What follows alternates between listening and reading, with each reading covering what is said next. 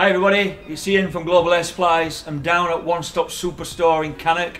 Brand new store we've just opened. They've asked me to come down and introduce some of the new products that we brought out this year. I'm going to introduce you to the new Super Silence range of Revolution fans. This is the 315 EC fan. Absolutely fantastic fan. This fan moves around about 3,800 cubic meters per hour.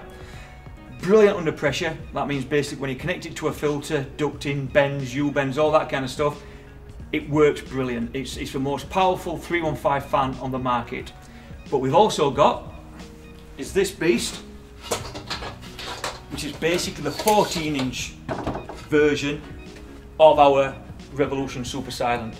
This does almost 6,000 cubic meters. Again, working fantastic under pressure. You know about AC and EC fans because we've done videos before. You can go back and look at the videos about AC and EC technology. Basically, System Air have stopped developing AC fans. Basically, an AC fan is old technology. It's still readily available. A lot of people still buy them because it's a cheaper alternative to EC technology. But like with magnetic ballast and digital ballast, these are the future of ventilation in our opinion. You turn an EC fan down, it runs a lot less. Where you turn an AC fan down, it basically costs the same amount of money to run them. These fans come with a connection already connected to the fan because a few people said they'd like to be able to plug them in and let them run. All you've got to do is disconnect this, connect an EC controller to it, and basically you can run it thermostatically. Exactly the same on both fans. The difference between these fans and an AC fan is the way you control them. EC fans can be controlled 1,200 steps through a temperature range, where an AC fan realistically needs to be controlled with a step controller.